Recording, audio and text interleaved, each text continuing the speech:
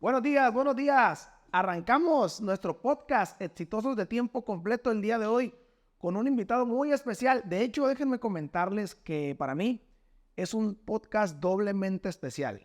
Y la razón es esta, o las razones son estas. Primero, porque vamos a hablar de lo que fue mi profesión y mi carrera, la Marina Mercante Nacional. Y número dos, porque tengo el gusto de tener aquí a...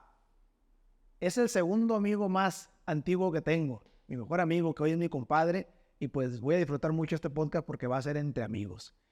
Muchas gracias por acompañarnos y espero que toda esa gente que está interesado, que algún día se ha preguntado qué es la Marina Mercante, qué es la náutica, dónde se estudia, qué se hace, para qué te preparas, pues bueno, hoy les vamos a compartir mucho de eso. De eso es lo que yo le llamo no una profesión, sino un estilo de vida diferente. Compadrito, Bruno Villasana, Ernesto Bruno Villasana Velarde, muchas gracias, capitán de altura, por cierto. Muchas gracias por acompañarme en este podcast y me da mucho gusto tenerte aquí como invitado de nosotros. Sí, muchas gracias por la invitación, estoy muy agradecido. Estamos aquí para hablarlo de la Marina Mercante. Marina Mercante viene siendo todos los barcos que sean diferentes a lo que sea, que traiga armamento, ¿no? Desde los atuneros, containeros, petroleros, todo lo que produzca, ahora sí, mercantil, pues es lo que es la Marina Mercante. ¿Alguna pregunta o algo? Claro que sí, ahí te va. La primera, ¿dónde se estudia y cuánto tiempo es estudiar en una escuela náutica o para ser marino mercante? Pues actualmente hay 3 escuelas en las que se estudia. Una la tenemos aquí en Mazatlán, Veracruz y Tampico. Hay 2 carreras que viene siendo piloto naval y maquinista naval. Esta profesión dura 4 años. 4 años y hoy en día es un año de prácticas. Perfecto, una pregunta, ¿tú qué estudiaste y para qué? Yo estudié piloto naval para capitán. ¿Y por qué estudiaste piloto naval? Pues ahí me llamó la atención la navegación. Entonces, pues es lo principal que vemos nosotros, la navegación, y por el lado de máquinas, pues ahora sí que lo que es el departamento de máquinas. Ok, una pregunta. Dentro de todas las obligaciones y responsabilidades que tienen los pilotos, que son los que estudian para capitanes, ¿cuáles consideras tú que son las más importantes dentro de un barco? Pues lo más importante es salvaguardar la vida en el mar, ¿no? Pues tenemos la responsabilidad del personal a bordo de la embarcación. Eso para mí es fundamental. Entonces, pues hay que estar preparado. Una mala decisión pues te puede llevar a cosas trágicas. Okay. ¿Cuál ha sido dentro de tú ya tienes 20 años egresado? ¿Cuánto es el tiempo que tienes de egresado? Casi 19. Casi 19 años, ok. ¿Cuál ha sido la experiencia más difícil que te ha tocado en alta mar o arriba de un barco? Pues una vez nos agarró un mal tiempo a 198 millas al este-noreste de Tampico. Entonces hubo olas de 18, 20 pies. Era una embarcación prácticamente para la profundidad donde andábamos y las condiciones meteorológicas pequeñas. Entonces sí tuvimos ahí, una escora viene siendo como un bandazo de 30 a 35 grados. Entonces sí, realmente ahí da cuenta que te pasa toda la vida, sí. Piensas en la familia rápido. ¿Puede llegar un barco a voltearse con un porcentaje o con ese tipo de grados en una escora? La escora es cuando te vas de lado, ¿no? Te vas de un costado. Pero el barco, por estabilidad, tiende a regresar a su posición anterior. Ok. Pregunta, pero 35 grados en un barco, estamos hablando de una inclinación de 35 grados, ¿puede ser suficiente para que dé un pantocazo, se llama? Sí. ¿Sí? O sea, para que se voltee, que es en el idioma que entendemos nosotros. Sí, porque sí, hay barcos que hacen claro, su plan de estabilidad y todo, ¿no? Ya son más containeros, petroleros. Y aquí, pues, para que dé el pantocazo este tipo de embarcaciones, ya vamos hablando de unos 42 grados, 45. Eso es lo máximo, o sea, eso es lo máximo que puede llegar a pasar sin que te voltees, 40 grados. Ya pasando los 40 grados hay mucho riesgo de que pueda voltearse un barco. Es que depende de las condiciones de carga. Okay. Aquí, este tipo de barco, como es una embarcación pequeña, no se trae un cálculo de estabilidad, pero ya un petrolero, a un containero, se le pide un cálculo de estabilidad por computadora, entonces tú vas cargando y vas poniendo los pesos. Entonces, conforme tú vayas, dependiendo de la carga que tengas en la embarcación, cómo la vas distribuyendo, te va saliendo los grados que ocupas para patoquearte. Okay. Hay una regulación que por OMI te dice, ¿sabes qué? Tú no puedes tener menos de tantos grados, lo mínimo es tanto. Entonces tienes que estar, ahí tienes que... Son parámetros que tienes que sí, respetar. Parámetros que tienes que respetar. De los parámetros, pues, como todos, ¿no? Te sales de los parámetros, existe un riesgo mayor. Sí, claro. Ok, perfecto. Yo he visto videos en internet donde el tipo de barcos que usan contenedores, en los mal tiempo que les toca, sueltan carga, pero yo no sé si la carga la sueltan a propósito o es por el mismo oleaje o mal tiempo se llegan a romper, obviamente ¿cómo se llaman los sujetadores? Pueden ser, trincas. Ok, las trincas, ¿se rompen? Una pregunta, en un mal tiempo de un barco, ¿las trincas se rompen o las manda a romper para evitar algo? Mira, yo no he andado realmente en contenedores, ¿no? Puede ser una que yo pienso que se han de romper. Se han de romper. Pero lógicamente, entre más peso tengas arriba, pues es más fácil que te voltees. Okay. Porque el peso pues hace que te vayas a voltear. En cambio, si tienes más peso abajo, pues es más difícil. Ok. Una pregunta. ¿Cuánto tiempo te lleva una vez que egresas de la escuela a llegar a ser el grado máximo? Tengo entendido que para los pilotos o para ser capitán de un barco duras o tienes que ascender 4 posiciones. ¿Me podrías decir cuáles son esas posiciones y en promedio cuánto es el tiempo que se tarda? Mira, pues sales como oficial de prácticas. Actualmente piden un año a bordo, ¿no? Que certifiques un tiempo de un año a bordo. Pasando ese año vienes y se titulan en la escuela, hacen un examen, haces un proceso para ante capitanía llevar toda esa documentación y obtener así su título de piloto naval o maquinista naval. Posteriormente hacen, tengo entendido ahorita que son 2 años. Hacen 2 años de tiempo a bordo y hacen lo que viene siendo otro examen para ser capitán o primer maquinista. Entonces ya posteriormente son otra vez otros 2 años y ya pueden ejercer viene siendo prácticamente como el doctorado, ¿no? Okay. Que es jefe de máquinas o capitán de altura. Entonces serían en promedio 6 años los que una persona a partir de que egresas, puedes durar como un mínimo para poder llegar a ser capitán de altura. Pues estamos hablando de que si se la avienta claro, continua, o sea, bajarte del barco, ¿no? Porque de barco en 6 años. Así es, porque es muy importante esto que les vamos a decir.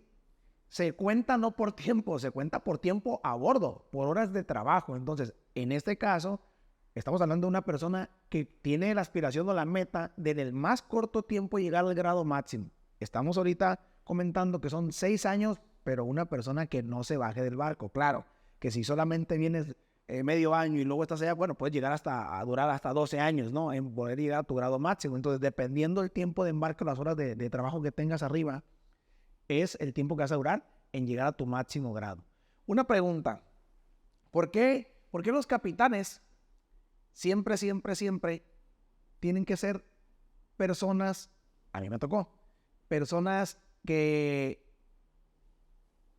tienden de una cierta forma a tener un muro protector o un muro divisorio con la tripulación?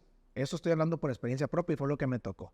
A mí no me tocó, para bien o para mal, que un capitán conviviera mucho, que tuviera una muy buena relación con todos los miembros de la tripulación. ¿Es por el respeto? ¿Es porque te lo exigen? ¿Es porque es la personalidad de cada uno? ¿Por qué puede pasar eso? No, yo pienso principalmente que es el respeto. Te puedes llevar bien con la tripulación, pero siempre tiene que haber ese respeto, ¿no? Para que cuando se haya una orden, no lo tomen a que no se hace porque es mi amigo y no, ahí se tiene que hacer la instrucción del capitán. Ok, ahora, déjame hacerte otra pregunta que va referente al respeto.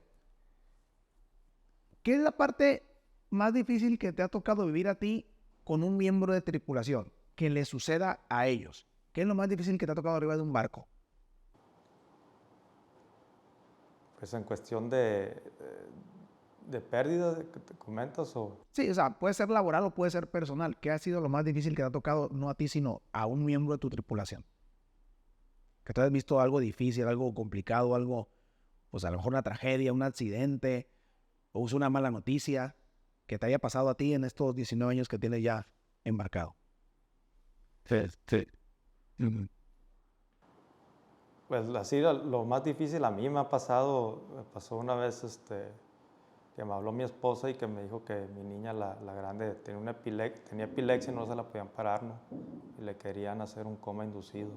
Entonces para mí fue muy, muy fuerte porque pues uno embarcado sin poder hacer nada y que te digan que le tienen que hacer un coma inducido a tu hijo, pues es muy, muy difícil. Claro. ¿Tuvo solución? Sí, sí tuvo solución. Yo siempre he dicho y he comentado que, lo dije al principio del podcast, que ser marino no es una profesión. Mucha gente cree que es una profesión y se tiene como una profesión, pero déjenme decirles algo. Yo tuve la fortuna de estar 9 años embarcado, ejerciendo mi profesión, que soy ingeniero mecánico naval. Y para mí no es una profesión, para mí es un estilo de vida, porque son dos mundos totalmente diferentes. Hay cosas que la gente de a bordo no entiende de la gente que estamos en tierra. Y viceversa, hay gente de tierra que vive aquí, que nunca ha estado en el mar, en una soledad, en un espacio encerrado, por tantos días o tanto tiempo, y jamás va a comprender lo que es estar allá. Y yo siempre he dicho, y no sé si concuerdas conmigo y puedes diferir, que a los marinos no valoran la familia el esfuerzo que hacen. Por ejemplo, cuando tú estás solo allá y te enfrentas a ese tipo de situaciones, el decir estás solo. No te puedes mover, ¿verdad? Estás solamente con la tripulación, que están en las mismas condiciones que tú, solos. Y todo eso que ha pasado, a mí también me ha tocado, o me tocó en su momento, pues, vivir accidentes de amigos o de familia que estaban acá y tú no podías hacer nada. Realmente no puedes hacer nada. Inclusive hasta hace algunos años la comunicación ya fluyó mucho por el tema de las redes, por el tema de que ya hay internet en los barcos, pero anteriormente cuando comenzamos creo que no era así. Entonces, yo siempre he dicho que la familia y los marinos difícilmente valoran el esfuerzo. Tengo la fortuna de tener un cuñado que es marino, el cual le mando un saludo. Yo siempre trato de hablar con mi hermano y hacerle ver, tu esposo todos los días arriesga su vida por ti y por tus 2 hijas. Y trato de hacérselo ver. ¿Por qué? Porque a ella yo la veo muy natural. Como si el mundo fuera normal o pasara normal. Cuando realmente, para ella sí, pero para su marido no. Y creo que ahí nos falta un poquito de simpatía con la gente que se dedica al tema del mar o al tema marítimo o al tema naval. No sé qué pienses tú, pero yo los 9 años que viví, yo cuando regresaba, yo quería que alguien se pusiera en mi posición y me dijera, oye, qué feo es pasar una Navidad allá y tus hijos acá. Oye, qué feo es pasar un día de la madre, un día del padre embarcado, donde tú quisieras estar con tu familia y no pudieras. Y para ellos es normal. ¿Tienes algo que platicarme que te haya sucedido una experiencia o qué piensas al respecto de lo que te estoy diciendo? Aquí principalmente yo creo que hay que tener mucha inteligencia emocional. Para ser marino, pues no cualquiera, ¿no? Como comentas, hay situaciones que han pasado, fallecimiento de algún familiar o cumpleaños, navidades de los hijos, pues se pasa afuera. Entonces, muy importante la inteligencia emocional. Por ejemplo, en un naufragio, pues hay que ser muy fuerte emocionalmente gracias a Dios nunca me ha tocado uno, pero eso es fundamental, ¿no? Y pues aquí juega un papel fundamental también la esposa de uno. Igual, como no para cualquiera es ser marino, yo creo que no para cualquier mujer es casarse con un marino, no es para cualquiera, pues no tiene el soporte del esposo cuando está afuera. Así es. No está en los momentos difíciles, no puede estar en los momentos difíciles donde la mujer cubre el rol de mamá y de papá, ¿no? Ahora, hay algo muy, muy, muy difícil que yo siempre veo en la gente que nos dedicamos algún tiempo o se sigue dedicando a esto. Que la mayor parte del tiempo no estás. Aún así trabajes un mes por un mes, que es lo mínimo que se trabaja hoy, pues los días que pierdes en el aeropuerto, al final de cuentas, sigues estando más tiempo fuera de casa que adentro de tu casa. Y pasa algo muy curioso con los hijos, que los hijos tienden a desconocer, tienden a vivir la vida con las reglas de la mamá. Y cuando llega el papá o llega el marino, pues resulta que llega con reglas diferentes, es donde viene un choque, ¿no? Entre hijos y papás, o papá. ¿Te ha tocado a ti vivir esa parte? Fíjate que yo en lo personal pues trato y llego de disfrutarlos, de darle ahora sí la calidad de vida, porque tiempo pues no hay realmente. Entonces llego y los disfruto. Eso sí, yo rara vez tengo puras niñas, rara vez las regaño, pero cuando las regaño sí sienten. Trato de ser igual con la tripulación, yo rara vez les llamo la atención, pero cuando llamo la atención pues ya saben que sí es algo, un detalle fuerte. Pues. Ese es mi punto de vista. Igual, volviendo al otro tema también, a mí me ha tocado estar embarcado, anteriormente me embarcaba 6 hasta 9 meses, y ahí siento que nos vamos haciendo también insensibles. Ya el momento que no tienes prácticamente que platicar ya con tu esposa, con tus hijos, ya pues, vives en el barco ya, estás nomás viviendo para trabajar ahí. ¿Cuánto es el máximo? Ahorita dijiste, 9 meses es lo que te ha tocado un día irte a trabajar y no regresar a tu casa 9 meses. Eso es lo máximo que te ha tocado a ti. 9 meses. Okay. Una pregunta. Dentro de esos 9 meses, ¿te ha tocado estar en un solo puerto o te refieres a 9 meses navegando? Esa vez me aventé 9 meses navegando. Navegando 9 meses. Y cuando fue lo de la pandemia, en el área de plataforma me aventé 7 meses. Son los 2 viajes más largos que has hecho en estos 19 años, de 9 y 7 meses. No, anteriormente estaban los petroleros y eran 6, 7 meses que me iba. ¿En qué consta que una persona, un marino mercante, decida cuánto tiempo se va? ¿Depende de él o no depende de él? No, muchas veces depende de los contratos que tengas, ¿no? Dónde vayas a iniciar tu carrera. Eso es muy importante porque si inicias tu carrera, ahora sí que en barcos mercantes, vamos hablando de petroleros, containeros, graneleros, pues ahí son contratos a veces de 6 meses por 1, 7. Ojo con eso, jóvenes, porque eso que está diciendo Bruno es muy importante, porque a partir de que sales de la escuela, dependiendo al área o al tipo de embarcaciones que te vayas, también es el tipo de tiempo que vas a durar. Les voy a dar un ejemplo. Ahorita hablábamos de barcos donde puede durar 7 hasta 9 meses. ¿Qué tipo de barcos son esos? Los mercantes, ¿verdad? O sea, mercantes nos referimos a ¿cómo le llaman? ¿Transatlánticos? Sí, de navegación de altura. De navegación de altura. Pero mucha gente opta por irse a barcos de pesca, lo cual no está mal. Y en los barcos de pesca el promedio del viaje o de tu retorno a casa es de 2 a 3 meses, ¿verdad?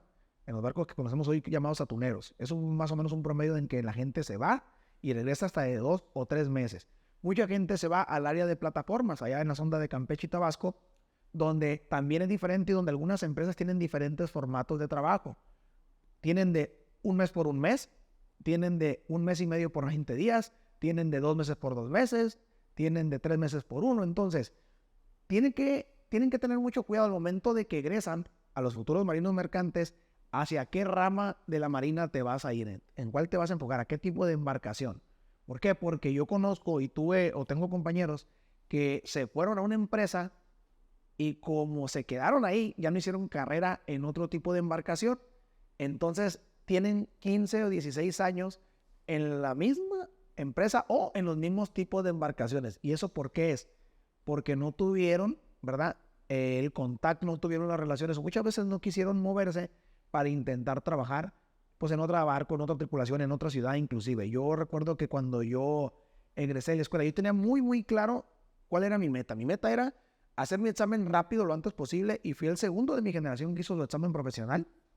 Porque lo que yo quería era mi título. Y lo hice en una empresa de pesca, mis prácticas, 13 meses. Y después me fui al área de plataformas, donde el cual siempre fue mi meta quedarme ahí. ¿Por qué? Porque yo buscaba el que fuera lo mayor equilibrado posible en tiempo.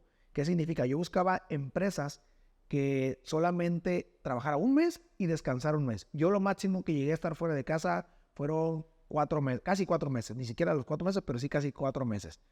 Y fue por una cuestión de que nos tocó un dique, ¿verdad? Que de repente nos dijeron, oye, vamos que nos apoyes, vete a hacer un dique. Y nos fuimos y pues bueno, nos quedamos casi 4 meses allá. Es lo máximo que me tocó a mí. Pero en el Inter estamos hablando que si tú no conociste otro tipo de embarcación, muy probablemente creas que no puedes trabajar en otro tipo de barco, en otro tipo de buque. La recomendación es pregunta a las personas que van a egresar, que están por egresar, pregunten a sus compañeros cuál es el ciclo de trabajo, porque muy importante, todas las empresas tienen contratos. Esos contratos regularmente nunca son a favor, hablando de tiempo, de ti, siempre es a favor de la empresa, donde dicen, vienes por 2 meses o 3, pero si te necesito, te tienes que quedar. Y eso es una parte muy, muy difícil, porque como dijo ahorita Bruno, el capitán Bruno, tienes que tener mucha inteligencia emocional, porque, ojo, la inteligencia emocional en los barcos juega mucho. ¿Por qué? Porque tú te mentalizas a que si vas por 2 meses, en 2 meses ya estás en casa. ¿Qué pasa cuando una semana antes, cuando 3 días antes te dicen, no te vas a ir? Me imagino que te ha pasado. ¿Te ha pasado ese tipo de situaciones? Sí, claro, o que no llega tu relevo. Que no llega tu relevo. ¿Por qué no llega tu relevo? ¿Por qué no puede llegar tu relevo al barco? Pues puede ser muchas cosas, Dame ¿no? unos ejemplos de que haya pasado. No, pues, tuvo una emergencia familiar, a lo mejor le salió a última hora un mejor trabajo, entonces, o perdió el vuelo y sabes que va a llegar en una semana más, cuando haya un cambio de guardia. Son bastantes cosas, pero sí. ¿Y qué sientes en ese momento cuando te dicen, no vas a bajar? O como que te quedas, dime el shock, porque a mí sí me tocó. Y la verdad, eso, decirte, te tienes que quedar más tiempo en el barco, es un choque emocional. O sea, pasa por tu cabeza un cúmulo de emociones y ninguna es buena. Bueno, en lo personal, pues ya estoy mentalizado de que todo eso puede pasar. Ya después de tanto tiempo, ya sé que puede pasar. Ya sabes que puede. ¿Y te ha pasado mucho o te ha pasado pocas veces? Pocas veces. Pocas veces. Pocas veces. Oye, y eso aparte del choque emocional que te da el decirte o el pedirte que te quedes en el barco, viene otro problema. La familia. Porque cuando tú les dices, yo regreso a tal fecha y no llegas, ellos no piensan que tú estás mal.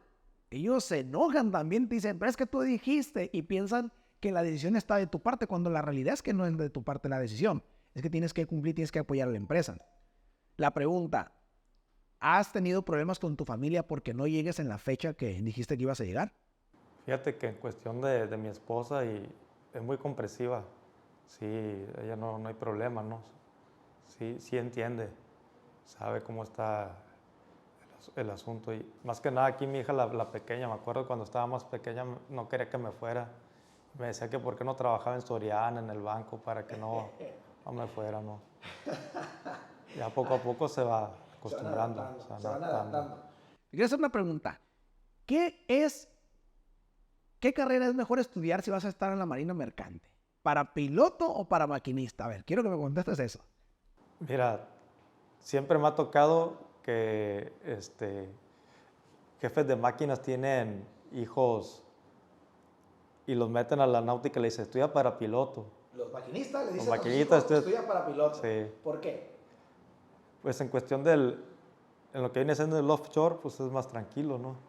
Para el piloto. Ahora con lo que son las embarcaciones de posicionamiento dinámico, pues es más tranquilo el trabajo para el piloto que para el de máquinas. Ok, ¿nunca te ha tocado que un piloto le diga a su hijo estudia para maquinista? Ok, entonces la respuesta creo que es cuando decidimos la carrera. Yo me acuerdo de cuando tú, y de hecho te quiero agradecer aquí porque Bruno fue la persona que me recomendó, que me abrió los ojos porque yo no sabía ni siquiera qué era la escuela náutica. Y Bruno fue la persona que me dijo, porque él estudiaba, a mí me corrieron de la prepa, perdí un año, y pues cuando no estaba sin estudiar, él fue el que me dijo, oye, ¿por qué no te metes a estudiar a la náutica? Y él fue el que me explicó a mí de qué se trataba. Entonces, te agradezco porque esa carrera yo la estudié gracias a ti. Ya con mi compadre me decía, soldadito, ¿cómo estás, soldadito? Acuérdate cómo me decía. En las reuniones acabamos de salir de la prepa, en las reuniones de amigos, Bruno empezó a estudiar la náutica y en las reuniones, como es reglamento que tienen que estar siempre uniformados, inclusive en días festivos, domingos y todos los días, él llegaba uniformado a las reuniones entre amigos. Entonces, nosotros, los amigos, lo que hacíamos era joderlo, era chingarlo, era hacerle bullying. Y yo era uno de esos donde le decíamos cuando llegaba, ya llegó el soldadito, que para qué andas así, que quítate el uniforme, eso sin saber cosas de la vida, ¿no? Sin saber que yo iba a estar en esa misma posición un año después. Por Bruno yo estudié lo que hoy fue mi profesión y mi carrera, y la verdad que estoy bien agradecido porque creo que no me equivoqué. Volviendo a la pregunta, acabas de decir algo muy cierto, y yo voy a serte muy sincero. Si yo tuviera que volver a estudiar una carrera, volvería a estudiar en la náutica, definitivamente, porque la náutica, lo mejor que me pudo haber dejado en mi vida, siempre lo digo, fue la disciplina. Y ahí no hay opción, ahí es disciplina sí o sí, tú eliges si la agarras a las buenas o la agarras a las malas. Yo volvería a estudiar en la náutica, pero lo que sí, después de la experiencia que viví en los barcos, 9 años, creo que yo sí estudiaría también, como lo acabas de decir, para piloto. Y les voy a decir cómo es un día de un maquinista y cómo es un día de un piloto que nos diga, Bruno. El día del maquinista es estar todo el día desde que te levantas en las máquinas, a una temperatura, vamos a llamarle bajita la mano, de 40 grados en promedio por el aire de máquinas. ¿Por qué? Porque son máquinas muy, muy grandes, las cuales producen calor. Si un motor de un carro produce calor cuando te le pones a un lado, pues imagínense una máquina de un barco el calor que llega a producir. Tienes que estar a una temperatura más o menos de 40 grados. Otra, tienes que tener tu overall y tu equipo de trabajo con botas que más o menos le calculas que ya son otros 3-4 kilos. Entre los guantes, entre el casco, entre los lentes, entre las botas, entre la faja, que muchas veces nos tenemos que poner para hacer ciertos trabajos dentro del barco, ya son como otros 3 o 4 kilos que le agregas. Entonces, a esa temperatura, a un ritmo de trabajo que sí varía. Por ejemplo, cuando yo estaba en Atuneros, regularmente trabajábamos de 16 a 18 horas por día. Sí. En un barco mercante, lo normal era de 12 a 14, ¿verdad? Y en un tipo abastecedor, pues eran 12 horas lo normal. Imagínense estar siempre con el ruido. Ojo, muy importante. Siempre hay un ruido donde tienes que usar sí o sí, tapones u orejeras, porque es imposible que puedas soportar estar 10 minutos en un área de máquinas de un barco sin la protección de tus oídos. Entonces, si yo me regreso a la experiencia que tuve durante 9 años y yo volteaba a ver a los pilotos o a los capitanes donde solamente, sí es cierto, están haciendo un trabajo, pero fíjense bien la diferencia. El trabajo que hace un piloto y hace un maquinista es muy diferente. El piloto hace un trabajo mental, porque siempre está, como dice Bruno, están trazando, están haciendo cálculos, están haciendo papelería. Y el maquinista no, el maquinista es un trabajo mayormente físico. Entonces, por esa razón yo elegiría estudiar hoy, después de 9 años, para piloto naval. Ahora, dime cómo es un día, yo ya dije en promedio cómo es un día normal de un maquinista. ¿Cómo es un día normal de un piloto o de un capitán, que es el puesto que ahorita ostenta, de un capitán de un barco? ¿Cómo es un día a día de un capitán? Depende de la embarcación. En el tipo de embarcación en el que estás ahorita, claro. ¿Qué tipo de embarcación estás ahorita? Es un DP3 de construcción. Ok, es un barco de construcción. Para los que no saben, no es que el barco construye algo, es que se está construyendo material para lo que son las plataformas adentro de ese barco, ¿verdad? Y este barco es para 250 personas. Ok. Entonces, traemos gente de construcción. Esta gente trabaja en la plataforma 12 horas y aparte trabaja en cubierta, tiene su taller igual en cubierta. Entonces, pasamos a personal plataforma y trabaja en cubierta y a las 12 horas hacen cambio de guardia, cambio de turno. Pasa otro personal a trabajar y el que lógicamente pasamos anteriormente se va a descansar, ¿no? Eso es el día normal. Es un día normal. Sí, pues, no. ¿Cuántos pilotos tiene hoy el tipo de embarcación en el que estás tú? ¿Cuántos pilotos es lo mínimo que debe de requerir? 4. 4 pilotos. ¿Y uno de prácticas o ya no usan a practicantes? Tenemos de prácticas. Tienen a practicantes. Ok, oye Bruno, una pregunta. ¿Cuánto es el sueldo de un marino mercante al momento de que egresa de la escuela en sus prácticas? ¿Cuánto es el sueldo promedio en el tipo de embarcación que tú conoces? Y ahorita yo digo lo que yo conocí. Ese no está igual que cuando nosotros andábamos, 5,000 pesos. Imagínense nomás, hay un tema económico aquí en esta plática, porque eso exactamente que está diciendo Bruno es lo que ha pasado, y no solamente en los últimos 20 años, yo creo que eso ha pasado en los últimos 40 años. ¿Qué es exactamente? Se los platico. En 40 años, el sueldo de la marina mercante ha incrementado muy, muy poco. Pero ¿qué creen? Imagínense todas las devaluaciones e incrementos de la vida que hemos tenido en 40 años. Yo me acuerdo que cuando yo iba a estudiar en la escuela, cuando iba a meterme en la escuela, mucha gente se metía, yo soy uno de ellos, porque decían, es que ganas bien, es que les pagas bien, es que los náuticos tienen dinero. Y yo déjenme decirle algo, probablemente hace 40 años sí, hace 30 sí, pero hoy en la actualidad, fíjense lo que ha pasado. Si el sueldo no ha subido, claro, va a subir de acuerdo a la inflación, sí, me refiero si no ha subido considerablemente. Pero la vida sí, los materiales sí, la renta sí, la vivienda sí, la comida sí. Entonces llega el momento que por mucho que ganaras hace 40 años, que por mucho que te rindiera el dinero hoy, 20 años después, 30 años después, no es lo mismo. Entonces hoy yo veo una situación y te la quiero comentar, compadre.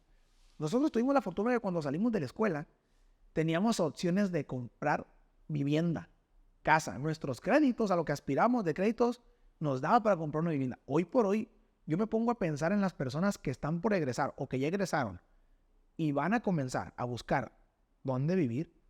Lo veo prácticamente imposible que con los sueldos que tenemos hoy, que tienen hoy la Marina Mercante, puedas comprarte o hacerte de una casa. Qué injusto se me hace eso, porque yo, cuando salí de la escuela, las casas valían $1 millón en una zona céntrica aquí en Mazatlán. $1 millón.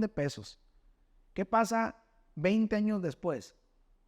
Ni siquiera valen $1 millón a las orillas de Mazatlán. Ni siquiera te alcanza con $1 millón. Nosotros estamos desarrollando casas de interés social ahorita. Y la casa de interés social de 65 metros valen $1.400.000. Increíble.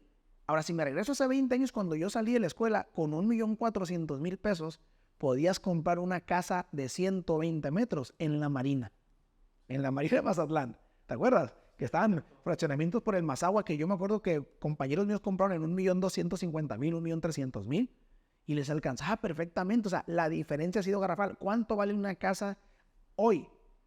Por la Marina, la más barata te debe costar $6 millones. ¿Cuánto vale una casa que antes valía $350.000, que son las de interés social? $1.400.000. Qué injusto se me hace el tema de los sueldos, ¿verdad? Y claro, yo sé que todo el mundo se queja porque quiere ganar más, pero en sí, los náuticos, los marinos mercantes tenían buena fama de que siempre tenían y ganaban muy bien. Hoy por hoy eso ya no existe. Hoy por hoy eso es muy, muy diferente. Claro, vamos a hablar de sueldos. Te decía, ¿cuánto es lo que gana una persona? Me decía, lo mismo que ganaba hace 20 años, $5,000 mensuales un practicante. ¿Cuánto es lo que aspira a ganar en el tipo de barcos donde estás tú? Un primer oficial ya que hizo su examen profesional. El primer oficial anda por los 56 días, aproximadamente como en 140,000 pesos, por los 56. Y perfecto. Cuando dices 56 días, que son prácticamente 2 meses, es porque solamente te pagan los días o el tiempo que trabajas, ¿verdad? Por ahí hay una confusión en el tema de los sueldos. Mucha gente cree que los náuticos cuando se vienen a descansar les están pagando, y la gran parte o la gran mayoría de las empresas no es así. Te pagan el sueldo solamente en base a los días que trabajas, ¿verdad? Porque si te quedas más días te siguen pagando, pero si te vienes a descansar, ahí corta tu sueldo a ese oficial en $140,000, ¿verdad? Tengo entendido. Ahora, ¿cuánto tiempo descansa una persona que trabaja 56 días en el mar? En la empresa en la que estás tú. Aquí estamos en un rol de 28 por 28, 28 días de trabajo por 28 de descanso. ¿Ok? Entonces, esos $140,000 se puede decir que son por los 28 días que trabajaste solamente. Sí. ¿Verdad? Pero, obviamente, tú tienes que guardar ese dinero para los 28 también restantes. Así lo entiendo, ¿verdad? Sí. Ok, una pregunta. En ese tipo de barcos, ¿cuánto es lo que aspira a ganar un capitán de altura? El grado máximo, hoy por hoy en día. ¿Cuánto gana un capitán de altura en promedio? En ese tipo de barcos andamos en 180. 180. Por 28 días también. Ok, es lo que se paga. Perfecto. Ahora, una pregunta. Hay gente, anteriormente yo me acordaba que había mucha gente que siempre quería trabajar más. Yo era uno de ellos. Donde yo estaba en una empresa de 1 por 1, pero seguido pedía oportunidad de trabajar 2 meses. ¿Por qué lo hacía? Pues porque en aquel entonces yo recuerdo que como estaba como oficial, ahí me pagaban $40,000 al mes por los 28 días trabajados.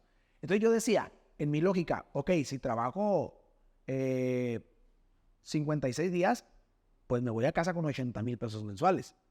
En mi lógica, así eso. ¿Hoy se puede seguir haciendo eso o ya no se puede hacer eso? Sí, se puede. Si hace falta algún oficial, se queda otro a cubrir. Sí, Ahora, siéndote honestos, yo pienso y yo creo que ya no es la misma energía la que tiene uno cuando recién salió de la escuela hace 20 años, donde tenías 21, 22 años, que querías ganar, descubrir, conocer, aprender, a hoy que están tus hijos ya grandes, hoy que estás creciendo, es tú, prefiero irme a descansar. ¿Te pasa eso? ¿Crees que haya pasado por tu mente alguna vez te pasó eso?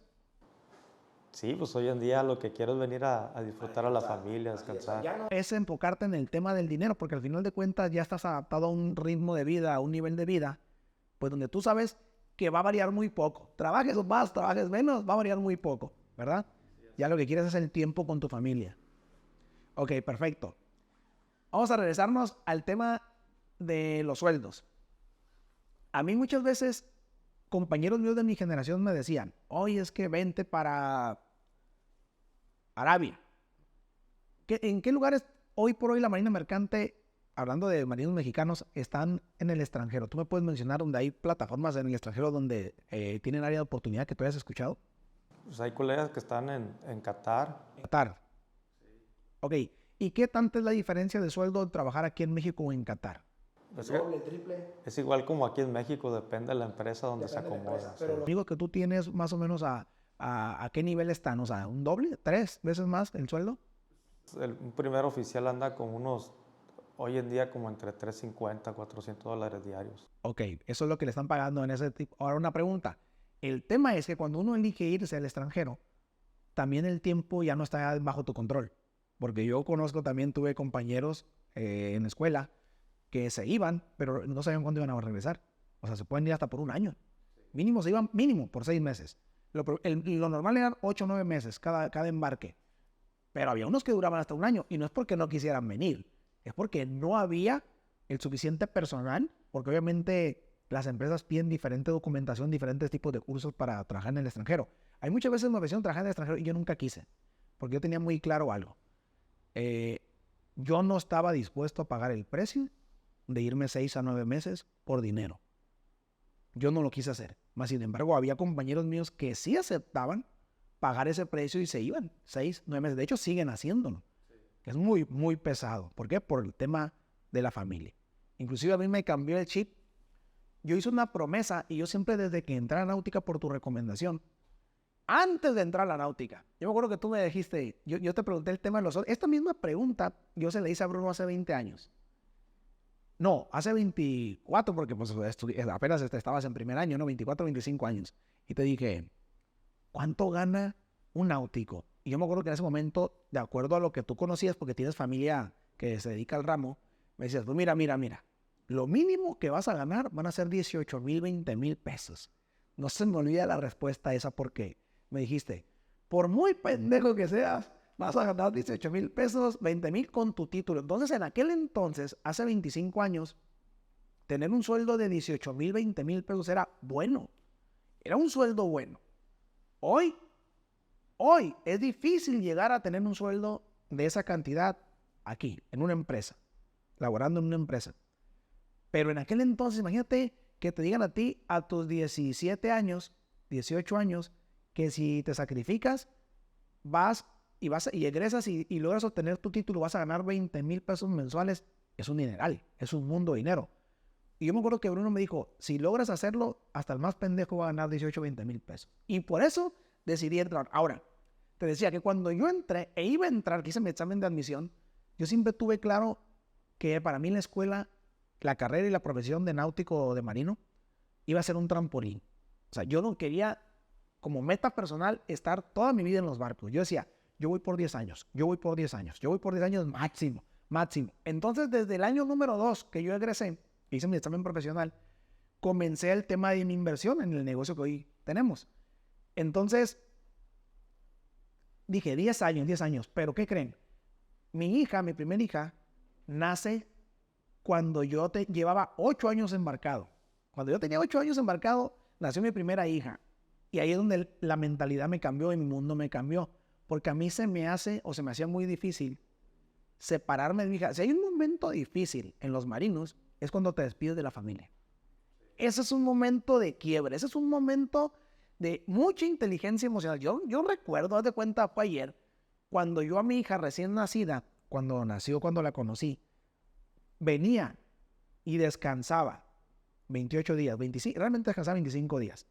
Al momento en que te despides de ella, que tú la ves en la cuna, me acuerdo muy bien, que te tenías que despedir y te ibas a ir un mes, yo por dentro sentía que estaba llorando. O sea, yo por dentro sentía que se me apachurraba el corazón y no hallaba qué hacerle, morderla, agarrarla, besarla, no soltarla, porque en serio que es un momento muy, muy difícil en la vida de los marinos, despedirse de sus hijos un mes mínimo, porque no sabes cuando vienes, regularmente la ves diferente siempre. Siempre ves facciones diferentes, siempre ves que creció, siempre ves que decía una palabra diferente, siempre ves que hacía pucheros diferentes, y eso era muy difícil.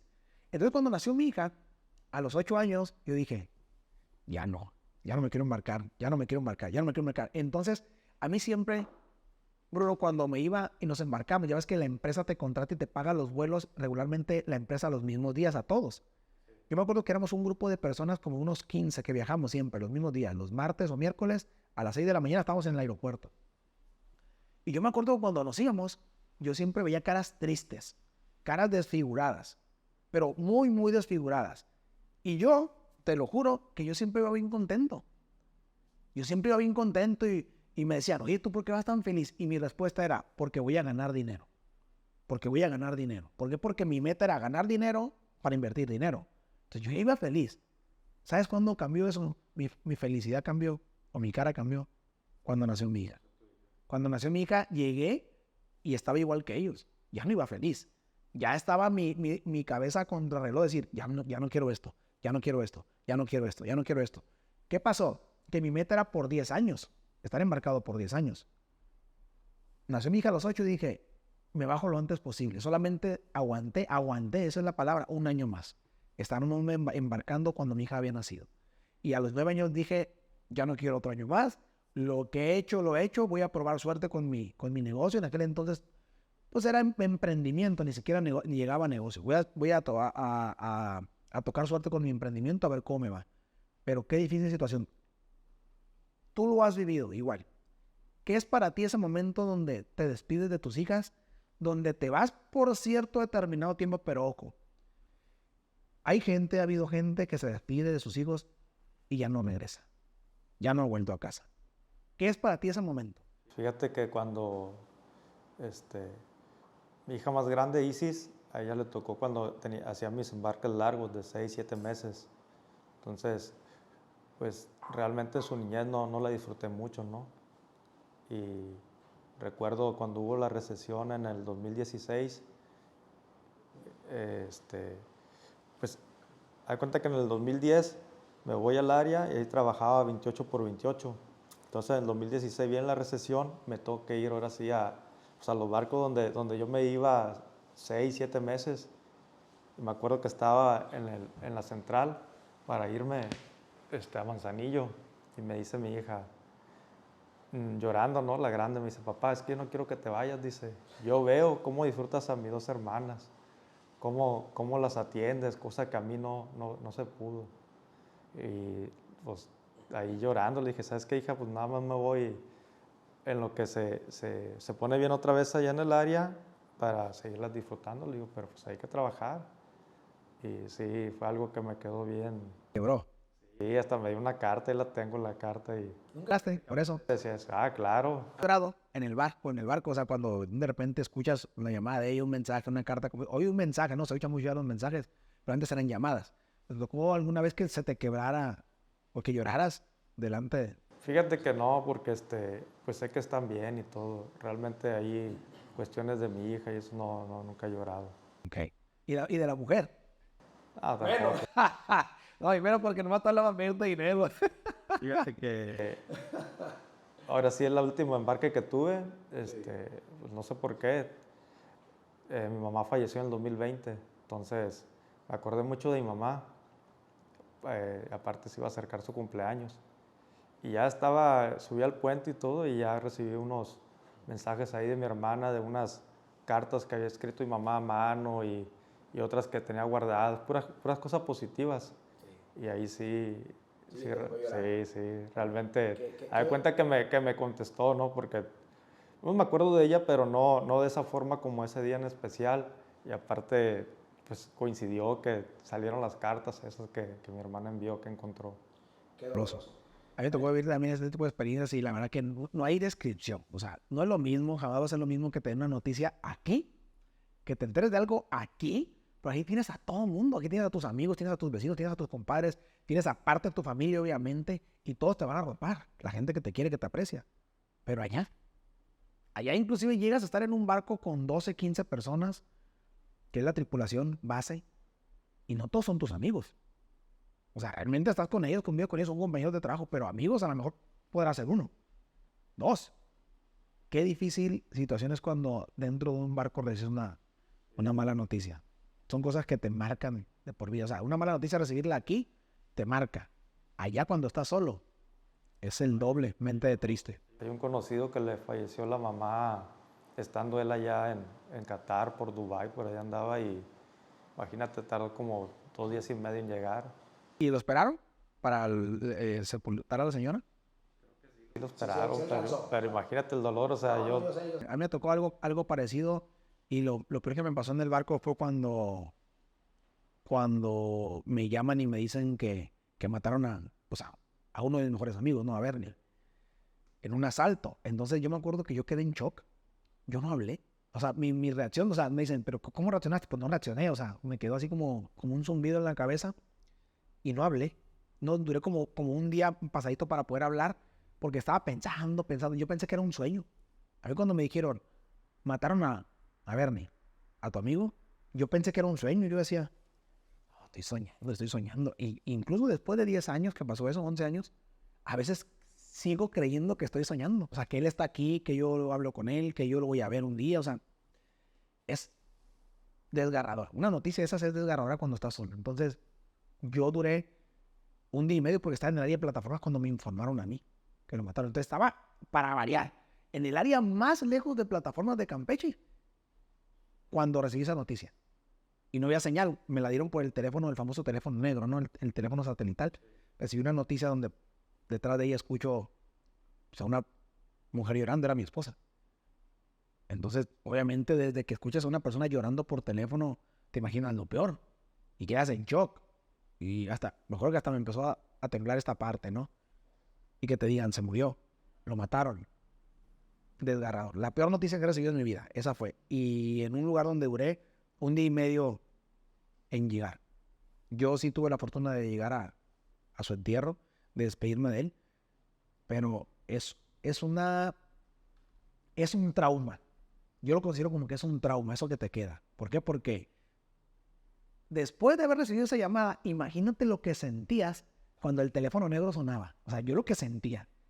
Y conste, éramos 12 en la tripulación. Yo no sabía que el teléfono era para mí. De hecho, nunca volví a recibir una llamada de ese tipo, gracias a Dios. Pero imagínate, cuando suena ese teléfono, yo lo he dicho y lo he platicado, o sea, es porque algo muy bueno pasó o algo muy malo. Entonces, como a mí me había pasado esa experiencia, al momento de recibir esa llamada o que sonaba el teléfono, ring, sentía como que se me iba a seguir el corazón, porque es un trauma que te queda. Y lo vi y lo viví con otros compañeros ahí. La vida de marino definitivamente es totalmente diferente a la vida de una persona aquí en tierra normal. Y yo creo que las personas que van a estudiar, que están pensando estudiar, meterse a la escuela náutica, a las escuelas náuticas, sí deben de estar preparados. De hecho, sí te preparan en el transcurso de la escuela, te preparan para ese tipo de cosas, pero debes de ser fuerte antes. Si tú eres una persona débil emocionalmente, yo no te recomiendo, yo no te sugiero que estudies esta carrera, porque vas a subir el doble o el triple de lo que normalmente una persona sufre. Igual tiene que ver con la mujer que se vaya a casar. Muy importante. Ahorita acabas de decir algo y de hecho es una de las preguntas que tengo aquí. Ahorita decías... ¿Recuerdas lo que una vez me dijiste cuando el aspirante te dijo de su novia? ¿Te acuerdas? Bueno, platícalo, porque sí es muy importante. De hecho, es una pregunta de las que te iba a hacer ahorita. Hablamos de las sociedades, ¿no? Sí. De la pareja. Ese es el tema que vamos a tocar ahorita. Y platícame eso y de ahí partimos. ¿Qué fue lo que hablamos o de qué se trata esa plática? Tenías un aspirante y que se acercó contigo, lo viste muy triste. ¿Qué tienes? No, dice, mi novia me dejó. ¿Y eso? No, dice que ella no es para esta vida, dice que no me va a aguantar, que yo me vaya tanto tiempo y todo. Y le dijiste, ¿sabes qué? Dice, le tienes que dar las gracias, porque te dijo la verdad. Imagínate, si hubieran casado y te vas, ¿qué hubiera pasado? Dice, dale las gracias. Me quedó muy... Claro, darle las gracias. Y de hecho es una de las preguntas que te iba a hacer. Fíjate, yo creo y yo pienso a mis 40 años que la decisión más difícil que vas a tomar en tu vida va a ser a tu pareja. Va a decir, ¿quién va a ser tu pareja en tu vida? ¿Por qué? Porque es una sociedad. Es una sociedad que va a inmiscuir y va a tener que ver en todo. El tema sentimental, ¿verdad? Emocional, el tema económico y sobre todo también el tema mental, ¿no? Entonces, tomar esa decisión de quién va a ser tu pareja toda tu vida, porque uno se casa para toda la vida. Que después salgan las cosas mal, ok, pero uno se casa pensando que va a ser para toda la vida, porque yo no creo que alguien se quiera casar en sus 5 sentidos, ¿verdad? Pensando que solamente se van a casar por un determinado tiempo, ok. Para tomar y dar ese paso, creo que es la decisión más difícil que uno puede tomar. Ahora, si lo ponemos en un escenario donde no vas a estar, donde tú vas a soltar el control de tu dinero a ese socio, a esa pareja, donde vas a soltar probablemente lo más valioso que vas a tener, que van a ser tus hijos, a esa persona. Imagínense la importancia, atención, futuros marinos mercantes, la importancia que es tomar esa decisión. Elegir a tu pareja para toda la vida, donde va a tener el control absoluto de todo y donde en los momentos difíciles la gran parte de ellos va a estar sola. La importancia de elegir a una persona o una mujer correcta. Y yo quiero platicar algo referente a eso. Los náuticos tenemos fama, varias famas, pero una de ellas es que tenemos fama de que las mujeres nos ponen los cuernos, la fama nos engaña. Y uno en los barcos lo toma a la ligera, lo toma normal, porque desde que llegas es un trabajo psicológico que hacen contigo, ¿no? Entonces ya se te hace una plática del todo el día donde uno se ríe. ¿Cuándo es cuando ya no te causa risa? Cuando te das cuenta que a la persona de al lado, a tu compañero, le está sucediendo eso. Cuando tú te das cuenta que a la persona de al lado la está engañando su pareja, es desgarrador. ¿Por qué? Porque la cabeza te comienza a trabajar al 1000 por hora. Porque tú sabes que tu pareja tiene todas las facilidades del mundo en cuanto a tiempo, espacio, dinero para hacerlo. Está a un hilo de hacerlo. Y yo soy de las personas que un día me di cuenta que a un compañero mío lo estaban traicionando su pareja. Y fue en un norte. Estuvimos barcos pegados, era mi compañero, y platicando, pues él comienza a llamar a su esposa, no le contestaba. Ella le había dicho que había ido al cine con su mejor amiga. Él comienza a hablarle a su mejor amiga por teléfono, no le contesta. Y él dice, ok, pues si van a ir al cine, iba a ir con la amiga y pues la amiga va a llevar al novio. Y mi amigo le habla al novio de la amiga. Oye, ¿sabes qué? Pues es que estoy hablando a mi novia, así, y pues estoy hablando a la tuya, también así. Y le dice, me acuerdo, no se me olvida. Le dice, voy a decir un nombre X, ¿no? Juanito, yo no soy quien para decírtelo, pero es suficiente y es momento de que abras los ojos. Tu novia no vino al cine con nosotros, ni ha estado con nosotros toda la tarde. Y consta que eran las 10 de la noche. Cuando él escuchó eso detrás de la bocina, porque fue por celular, estábamos en puerto y teníamos señal, se quedó mudo. Y me dijo y me platicó, está pasando esto. Obviamente, los náuticos también somos mitoterones.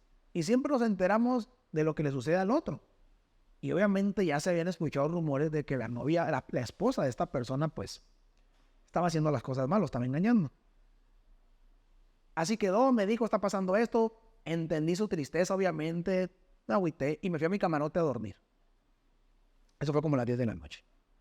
Como a las 12:30 de la noche, como ya el puerto estaba cerrado, pues todo el mundo se duerme, ¿no? De noche.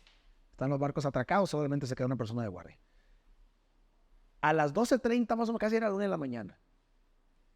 En mi camarote se mete mi compañero se mete llorando, llorando, o sea, a gritos y se tira al piso. ¿Sabes qué? Se durmió llorando en el piso. Cuando amanecimos a las 6 de la mañana, que es la hora en la que es el desayuno, él estaba en el piso dormido y los ojos hinchados. Fue lo más desgarrador que yo he visto que le ha pasado a un compañero dentro de un barco. Fue lo más desgarrador. O sea, una situación incómoda, desesperante. Porque, imagínense, o sea, ella manejaba el dinero. Ella tenía las cuentas. Ella era dueña de la casa donde estaban. Imagínense qué difícil vivir y que te digan eso cuando ya hay rumores. Es una situación muy, muy difícil. ¿Qué tan difícil? Me imagino que a ti también te ha tocado escuchar, ver o hablar de compañeros tuyos, ese tipo de situaciones, ¿no? Fíjate que realmente a mí no me ha tocado de oír que le estén engañando a un compañero. Y es igual, ¿no? Inteligencia emocional. Ahí entra muy importante, como pudo el compañero, claro que duele, pero haber sido más fuerte, cuestión de pues afrontarlo. Porque ahí ¿qué pasó? Se quebró emocionalmente y prácticamente entró en estrés. Entonces es difícil, ahí hubiera tomado una decisión. A mí sí me tocó. Y lo voy a decir, me sigue tocando. Me sigue tocando ver situaciones incómodas, donde desgraciadamente, pues, yo sé que no te debes de meter en ese tipo de problemas, son de pareja, pero sí soy empático y simpático con él. Yo también lo viví, o sea, yo también estuve ahí. A mí sí me hubiera gustado que me lo hubieran dicho, ¿verdad? Ya sabes, nunca me enteré, o nunca supe, pero nunca haya pasado. Pero a mí se me hubiera gustado. Y uno se da cuenta, y es donde dices tú, esa carrilla de en todo el día, la cura, pues ya no se vuelve tan cura, ¿no? Ya no de repente le pasa al de al lado y dices tú, ah, cabrón, esto sí existe, o sea, lo agarramos de cura, pero esto sí existe, y luego le pasa al de al lado, y luego le pasa al otro, y luego le pasa al otro, y de repente te das cuenta que a la mitad del barco ya le pasó. Sí lo puedes pensar, pero ahí es donde entra otra vez pues la inteligencia emocional. Claro. O sea, lo puedes pensar y todo, pero... Claro, porque puede haber mujeres que no lo... Claro que las hay, que no lo hacen. Pero simplemente el hecho, la cabeza, cómo te trabajan, de que si la persona está en la calle, que si la persona trae tu carro, que si la persona trae tu dinero, que si no le falta nada, tiene facilidades.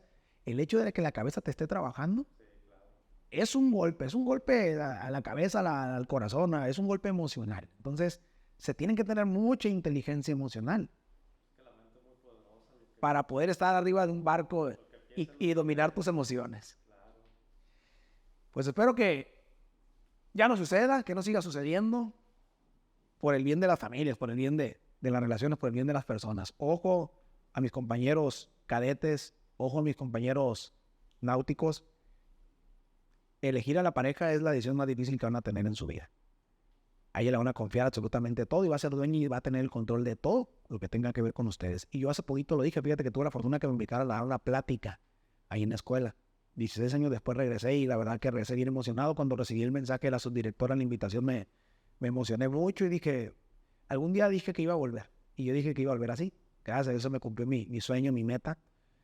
Y una de las cosas que tocamos, el tema que toqué con los alumnos, con los cadetes, fue ese. Muchachos, tengan mucho cuidado con la relación que están teniendo hoy.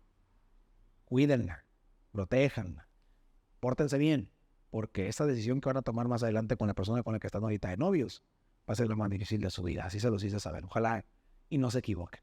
Porque yo sigo diciendo y lo sigo asegurando, todo divorcio es por falta de madurez. Todo divorcio es por falta de madurez. Perdón, toda separación es por falta de madurez. Por una simple y sencilla razón. Porque dicen, no, es que yo no fallé.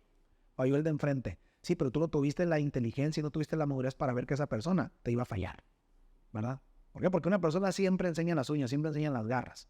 Cuando una persona falla, cuando una persona es mala, cuando una persona es de mala leche, de malos sentimientos, siempre muestra lo que es antes, ¿verdad? Rara será la persona que alguien pueda decir, no me lo imaginé, no me lo esperaba. Entonces, para mí, toda separación ha sido por falta de madurez de ambas personas. Y es dolorosa porque se quiebra la sociedad, se quiebra la familia, se quiebra todo. Y lo peor, siempre, son los hijos. Yo le preguntaba hace días a una psicóloga en un podcast que tuve que si existe la manera de separarse o tener un divorcio sin que salgan afectados los hijos. Ella me dijo que sí. La respuesta fue que sí. Yo creo que no. Cada uno pensará que es cierto, ¿no? Sí, eso no, pero yo pienso que no hay manera alguna en que haya una separación sin que los hijos salgan dañados de una u otra manera. Así que futuros pilotos, futuros maquinistas, tengan mucho cuidado con la pareja que van a tomar. Compadre, se nos acaba el tiempo y quiero tocar un tema que si lo quieres hablar y lo quieres contestar, adelante, y si no, no te preocupes. Lo contesto yo, me gustaría que me lo contestaras tú. La primera pregunta es, ¿volverías a estudiar en la náutica? Hoy, después de todo lo que has vivido, de todo lo que te ha tocado, de experiencias buenas y malas, si tú tuvieras la decisión te regresaras 25 años atrás, ¿volverías a estudiar en la náutica? Sí, claro. Sí lo volverías a hacer. Sí lo volverías a hacer, bien seguro. Fue mi primera opción siempre. Siempre es tu primera opción y va a ser tu primera opción. Qué bueno. Muchas felicidades. Yo conozco, tengo la oportunidad de conocer muchos náuticos. De hecho, la comunidad náutica es poca. O sea, somos pocos. Y la gran mayoría nos conocemos. Y de las pocas personas que yo conozco que siempre ha disfrutado su carrera y les ha gustado, eres tú. O sea, y yo siempre he dicho, o sea, porque cuando me preguntan los amigos en común que tenemos, oye, ¿cómo está Bruno? ¿Qué es? Y yo siempre digo, es que él disfruta. O sea, a él le gusta, él sí disfruta su trabajo, ¿no? Hay mucha gente que ya no disfrutábamos nuestro trabajo. Yo en mi último año ya no disfrutaba mi trabajo. Mi cuerpo estaba ahí en el barco, pero mi cabeza estaba acá en Mazatlán, ¿no? Entonces ya no quería estar ahí. Es que no te voy a decir que es como todo, ¿no? Tiene su ciclo. Sí me pasa a veces de que me enfado de la embarcación, entonces a lo mejor me puedo ir a buscar otra embarcación, pero estamos hablando de ya después de varios años. Claro. Por ejemplo, ahora cuando volví a los petroleros, pues los extrañaba el trabajo en los petroleros, que es muy diferente acá en el área, ¿no? Pues muchas felicidades porque si eres una de las personas que yo cada vez que platico con ellos disfruta su trabajo y sí se nota. Qué bueno, ojalá así siga siendo siempre. Oye, compadre, te quiero hablar de un tema que es un tabú, que es un secreto a voces. Que si lo quieres responder, lo responde y si no, no pasa nada. ¿Qué opinas de las novatadas en la escuela? Lo que nos tocó vivir hace, pues ya, pasaditos de 20 años. ¿Qué opinas de eso? Pues las novatadas son buenas, o sea, te forman carácter, pero hay de novatadas a novatadas, ¿no? Depende el tipo de... Novatadas. ¿Cuáles sí aceptas y cuáles no? Pues dilo, si no quieres decir, si no te preocupes, yo te ayudo ahorita. Nomás quisiera que tú me respondieras cuáles para ti sí son. Mira, acuérdate que en ese entonces las cosas se hacían y se hacían. Así es. Y hoy con las novatadas, pues no, ya no hay ese orden. Esa disciplina. Esa disciplina. Así es. Te enseñaban a obedecer. Así es. Primer reglamento, saber obedecer para saber mandar, ¿no? Hoy si te mandan, ¿qué pasa? Si no... Es exactamente el mismo caso con los que somos padres, ¿no? Que es la misma pregunta que yo haría a los papás. ¿Qué opinan sobre que si los papás sí pueden y deben pegarle a sus hijos, ¿verdad? ¿O no? Porque existe exactamente lo mismo en la sociedad. Hoy por hoy ya un papá, la gran mayoría de las personas, cuando le pega una nalgada a sus hijos, cuando le da un manotazo, ya no lo ve bien, cuando le da un cintarazo. Y es exactamente lo mismo que estamos hablando en la escuela. Entonces, yo soy. Es que acuérdate que hay novatadas de ejercicio, de correr hasta que... Sí. Ya no creo que corran igual así de que hasta que se desmayen. Sí, bueno, no sabría decírtelo. Ojalá que sí, porque eso definitivamente creo que es una novatada, pero para bien, sí o sí de él. Yo a las que me refiero son a las novatadas de física, de daño físico me refiero a golpes. A ese tipo de novatadas me refería. Y es el mismo ejemplo cuando eres papá o eres mamá. No, la física no, imagínate un mal golpe. La física no. ¿Te tocó que fuera un mal golpe dentro a ti o a un compañero de ustedes, conocido de ustedes ahí en la escuela?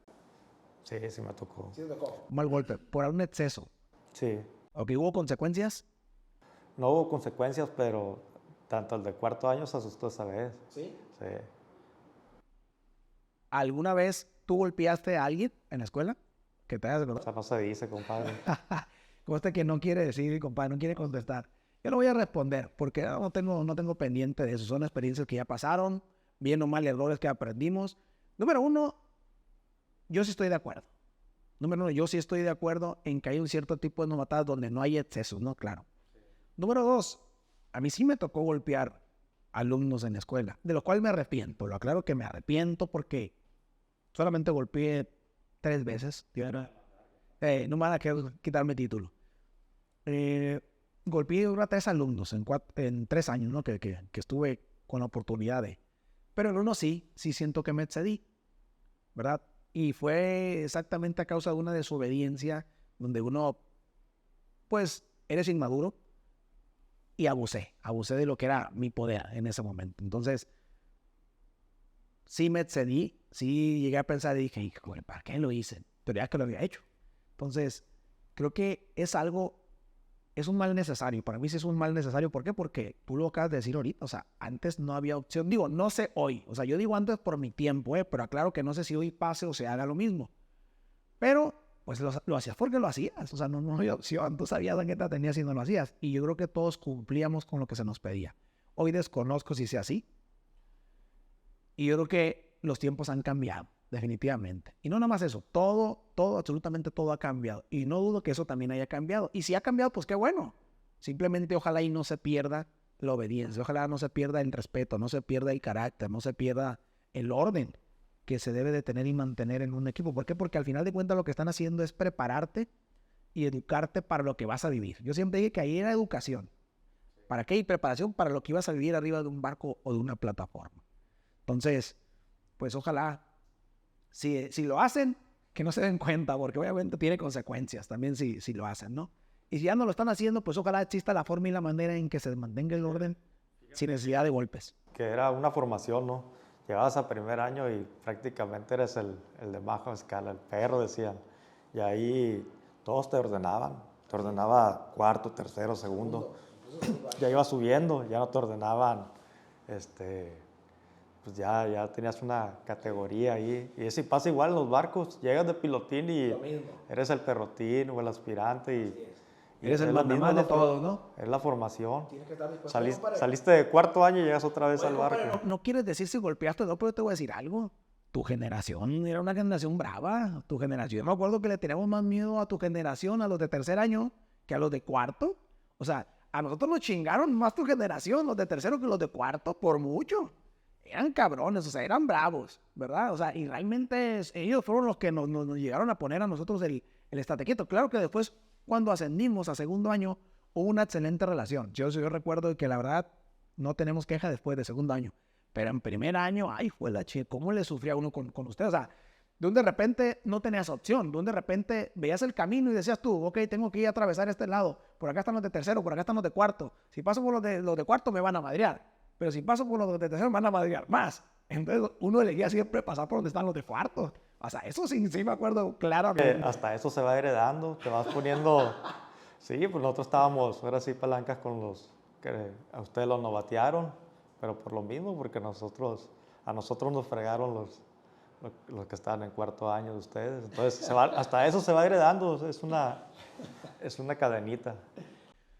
Pues qué chingonas experiencias. Hoy nos reímos, claro que antes no era risas, era sufrirlas, era vivirlas, pero bueno, son parte de la aprobación que hemos tenido, ¿verdad? Para toda la gente que está interesada y que es del ramo inmobiliario, algún día hice un video yo en un podcast también donde yo escribía que era un ingeniero mecánico naval y ha sido de los más vistos, que causó mucho interés, donde decía que es un ingeniero mecánico naval para gente que no entiende. Pues bueno, yo decía yo, está bien fácil. Acuérdense de la película del Titanic cuando el piloto, el vigía, dijo iceberg y gritó. Rápidamente marcan del puente hacia el área de máquinas hacia abajo, por el telégrafo, ¿se llama? Por el telégrafo, y contesta una persona la cual dice todo atrás, ¿no? Esta es la instrucción para dar reversa, todo atrás. Entonces sale por ahí uno con casco mugroso, todo. El telégrafo es donde van marcando las velocidades, que ahí tengo uno, por cierto, ¿no? Ok, no, yo me refiero, ¿el teléfono se sigue llamando teléfono en los barcos? El teléfono, ok. En el teléfono dan la instrucción para que por medio del telégrafo, ahora sí, den en la marcha atrás, que es la reversa que conocemos nosotros, ¿no? Pues el que sale ahí todo negro, todo hediondo, todo lleno de grasa, ese es el maquinista. Ya no andamos así, o sea, ya no me tocaron esos tiempos. Probablemente cuando hay exceso de trabajo, sí. pero en el día a día no es así. Pero digo, eso es un maquinista naval para la gente que no quiere, que no tiene la noción, vaya, de lo que es, ¿no? Hoy en día el maquinista se la quiere llevar en el puente. Ya quieres sacar un curso para piloto, ¿no? Cuando estás ahí, me tocó también el último par de años que estuve embarcado, sí, la verdad que sí es cierto. Pues ya era jefe de máquina, ya tenía gente a mi mando, yo me la llevaba ya más tiempo en el puente, ¿no? Haciendo el área administrativa que el área física. Pero bueno. Padre, ¿algo que quieras agregar ahí a los chicos que nos van a ver en este podcast? Ahí vamos a ver, ¿no? a hacer cargo de que se vea aquí en Mazatlán, en Veracruz, en Tampico, en el área de Campeche, para que la gente que esté interesada en estudiar para piloto, para mecánico, pues conozca un poquito, ¿no? De lo que es la experiencia antes de, durante la escuela y sobre todo la experiencia de vida que te deja esta tan bonita profesión y tipo de vida. No, pues cualquier duda o pregunta que te comenten. Ahí mándenos preguntas en el podcast, en los reels que vamos a sacar y con todo gusto aquí mi compadre va a estar al pendiente para responderles, ¿no? Te doy muchas gracias ahí por venir aquí y compartir con nosotros ahí poco las experiencias que te han pasado en estos, pues ya casi 20 años, ¿no? De carrera, de profesión que tienes. Y pues muchas felicidades por lo que has hecho, por lo que has logrado. Es una persona de éxito, no dije al principio, pero el podcast se llama Exitosos de Tiempo Completo precisamente porque yo siempre invito a gente que ha logrado sus metas y ha sido éxito y que son ejemplos. En este caso para mí, tú siempre lo eres y hay algo muy importante que no lo dije. Y lo quiero decir porque lo voy a decir por agradecimiento tuyo. Yo siempre he dicho que fui y sigo siendo una persona muy dura para que me entren las letras en la cabeza. Siempre. Yo lo reconozco y ni cuidado me da ni tema. Si las letras, para que me entren es difícil, imagínense los números. Hijo de su madre. Yo me acuerdo de cuando estaba en matemáticas, física y todas las materias que tienen que ver con números, batallaba mucho en primer año, ¿verdad? Porque venía, pues, número 1 de la preparatoria donde había sido un desorden y número 2 donde venía de un año sin estudiar. Y yo quiero decirlo aquí que Bruno, mi compadre, él estaba en segundo año y posteriormente en tercer año porque me volvieron a correr de la escuela.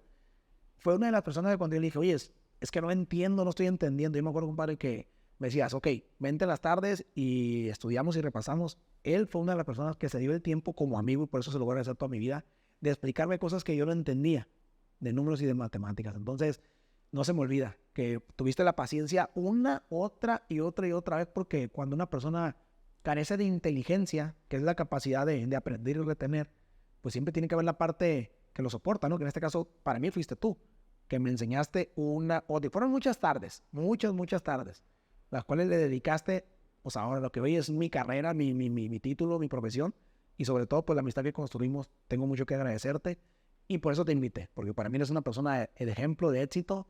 Yo deseo, ya sabes, como siempre, que siempre te vaya bien, que tus hijas, que una de ellas es mi hijada, pues triunfe, ¿verdad? Logre sus metas, logre sus cometidos, y sobre todo que la familia siga creciendo, porque yo sé que también tú eres del mismo pensamiento que yo, que la familia tiene que ser una familia sana, crecer y siempre tiene que estar en modo crecimiento. Muchas gracias por todo eso que acabo de platicar, que no lo había dicho, que no lo había platicado, pero bueno, Bruno, aparte de ser mi amigo y mi compadre, fue mi maestro a sus 21 años. Era maestro de matemáticas personalizado mío. Y ni modo que le pagara porque ni dinero tenía. Así que no hubo manera tampoco de pagarte. Te doy las gracias. Pues es una cadenita, ¿no? Yo me acuerdo que en aquel entonces el Samuel, ¿te acuerdas? El Torres Osuna. Un saludo al tremendo Sammy. Bueno, me apoyaba. Pues yo venía del Cobás 37, era bajo el nivel, entonces él también ahí las dudas. Pues muchas gracias, compadre. Y muchas gracias por habernos acompañado. Y pues esperemos que este podcast lo escuche mucha gente del ramo, ¿verdad? Que quiere aprender o quiera saber cómo es la vida de un marino mercante. ¿Sale? Bruno Villasana, Ernesto Bruno Villasana Velarde, capitán de altura de la Marina Mercante Nacional, nos acompañó hoy en nuestro podcast Exitoso de Tiempo Completo. Tengo un dicho que repito todos los días de mi vida, el cual es propio personal y que ya lo tengo como marca registrada. Y dice, la grandeza es de quien la busca. Y Bruno la buscó y Bruno la encontró. Muchas gracias. Nos vemos hasta el próximo episodio.